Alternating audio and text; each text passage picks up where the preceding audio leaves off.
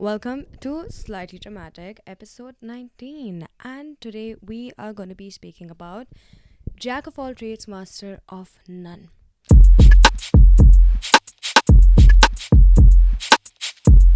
Now, why is this a topic? Listen, to be honest, anything can be a topic as long as you make it one. Yeah? So, as long as you think it's a topic, as long as you think, yeah, we can run with this shit, make a podcast, run with that shit. You get what I mean? So, I've been saying you get what I mean a lot, and it's not boding well with some people because they start to ask me, no, I don't know what you mean. So can you explain yourself? And I'm just like, I'm very keen on explaining myself, but also I know they don't really need an explanation because I say it with the most obvious things. Anyways, not to digress into some really unnecessary, noteworthy kind of shit. So this thing. I mean, all of us have heard it at a very young age. I distinctly remember hearing it when I was around 20. Oh my god, when I was around 25 or 26.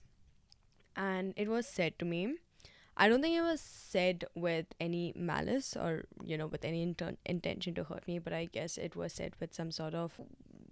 I don't know what it was said with, okay, but it was on malice. And I was someone who used to basically try a lot of things, and I still am. So I could never stick to one thing at all. And at the time, with the person that I was with, he got annoyed with me and he was just like, bruh, like you're trying, every 2 days you're changing your interest. And he told me how his dad has said, master, what? Jack of all trades, master of none. And I took that really personally. I was like, oh my god, yeah, what a shame. Like, I can't stick to one thing. I'm not determined enough. I'm always confused. Blah blah blah blah blah. And it really hit me hard. And I really thought I'm not capable, or I don't have the capacity to actually be good at one thing. And I kind of didn't know what to do with that sort of thought process. To be honest, I wouldn't say I completely gave up because such a long time ago to think about it. But at that point of time, it really did make me feel a certain way, and it wasn't the best feeling. It made me feel really inadequate in what I was trying to achieve. And I don't know, maybe a lot of people have felt that, especially in your 20s, when you're trying to go by the blueprint, but also you want to kind of not be sheep and you sort of want to do something different, but you don't know what. So you're sort of exploring a lot of options. But there's a point where you also feel while exploring these options that you're really going nowhere and you kind of feel that you're good at nothing at all, right? And so over the years, I've come down that thought has really stuck in my head. This is probably not a good thing what I'm doing, right? Which probably was not like the best way to do it, but whatever. But now years ahead, I'm just like, big shit, bro. My interest changes every other day, and I know a bunch of things now, and that's completely fine. Like, I'm not good at everything, but I know a bunch of things, and I can at least say that, oh yeah, I've tried that, I've tried this. I've honestly not tried enough things in my life, to be honest. But again, now I don't know how many of you all know this, but the jack of all trades, master of none is actually a very incomplete statement. It goes to further saying jack of all trades, master of none, but oftentimes better than the master of one. And when I heard this for the first time, I was like, what does that even mean? What does it mean? How is Jack of all trades, master of none? And then you're saying that oftentimes better than master of just one or none, whatever that saying is. But in my head, I'm like, that sounds ridiculous.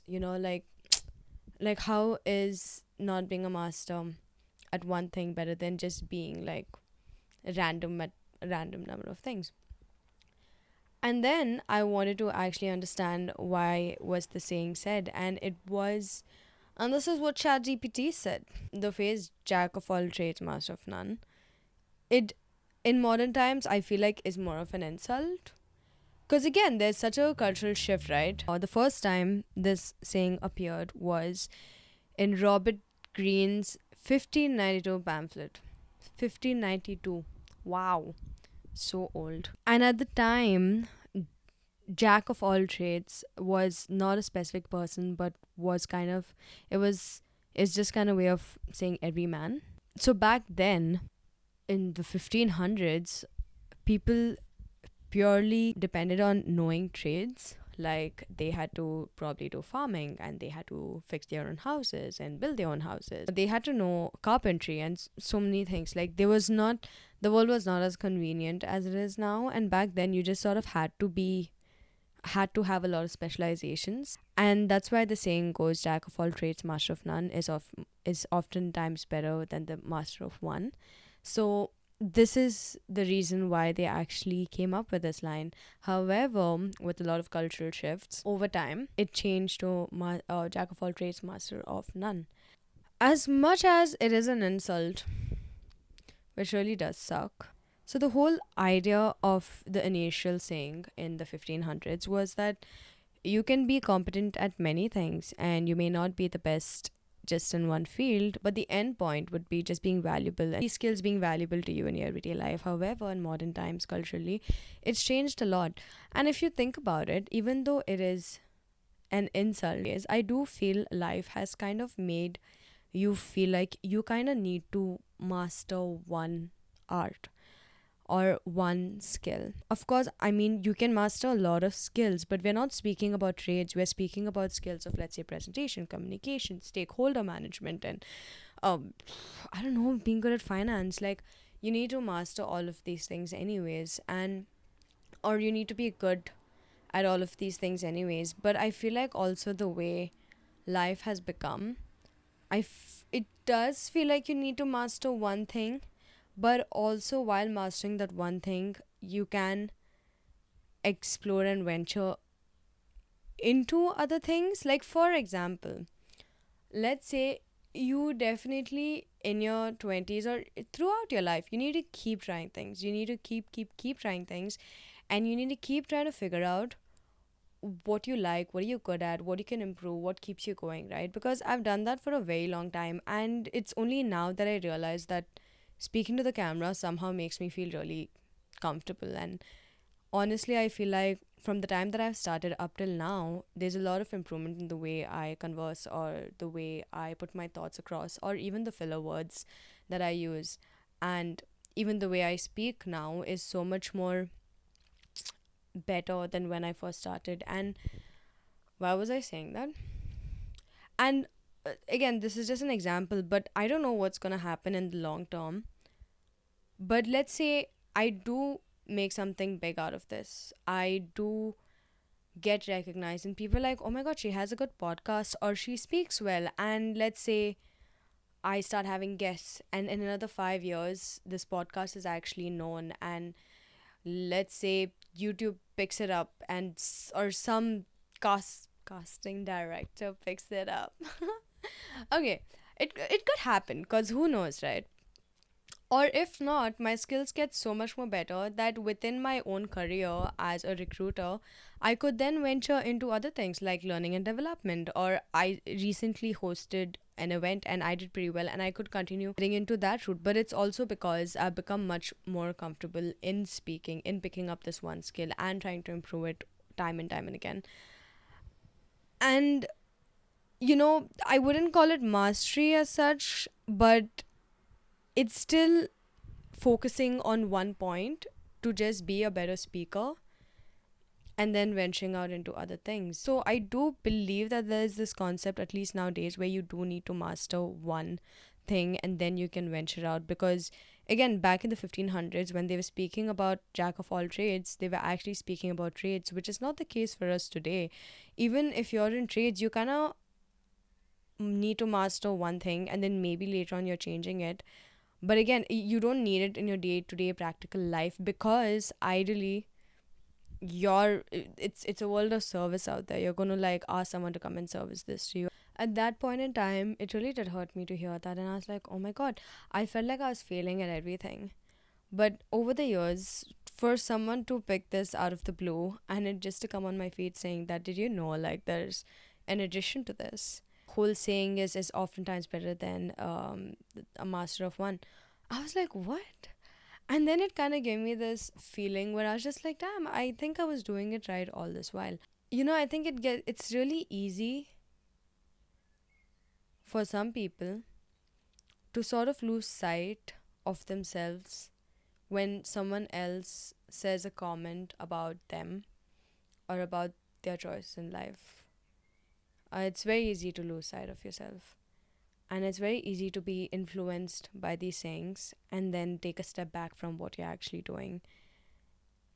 And I think it's only recently that I've been trying to really take decisions based off of my own discernment or my own understanding of things, or like I'm just trying to understand myself better before someone else can give me an opinion, and I sort of run with it or think that this opinion is is defining what I am as a person. I think regardless where we are in life culturally as well, or just how dynamics and how lifestyles have changed over the years, I don't know how I'd live. I think, like, if I had to divide my life into two different things, one is my corporate job role, and then I would want to then divide it like what I do after my 9 to 5. There's no way that you can actually be a master of one, right?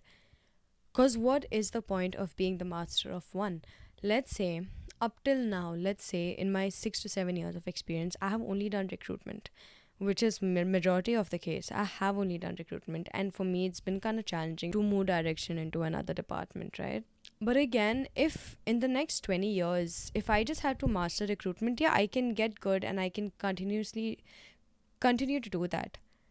But I feel like also it's really important to develop your skills and your knowledge in other other departments, even if it's in HR or if you have an opportunity anywhere else, because there's so much to learn from everything, and everything is just such a learning experience, and you never know what you could be good at. I think it's very easy to diminish your capabilities without trying something. I think it's really important to give yourself a chance and try everything else. Let's say in 20 years, will recruitment be the same? Probably not. I'll have to keep developing those skills or like having an understanding of what modern day recruitment may look like.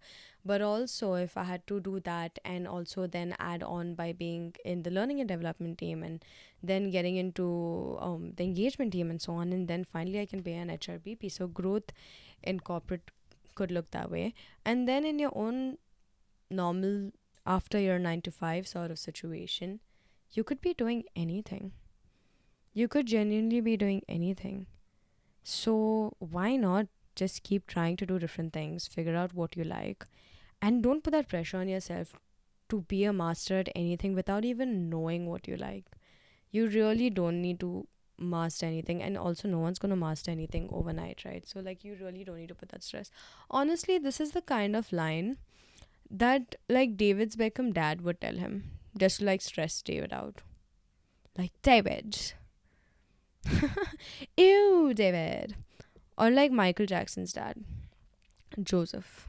Michael. So you can say that I have rambled on, and I do hope this episode does make sense. I really would like, this episode would have been nice if it was a back and forth with someone, but just too bad. That is my episode, and those are my thoughts on the saying and how it's changed. And I really think we should go back to the first saying. I don't think you need to be a master at one thing. We have this one life to experience as many things as we like. I get you want to be the most famous footballer and so on, whatever, but I feel like life is just, it could be so much more full than that.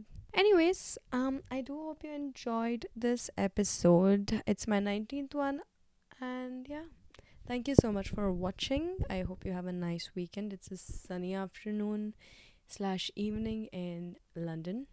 So I hope you have a sunny afternoon slash evening in wherever you are. Thank you. Like, subscribe, comment, leave a comment, and peace out.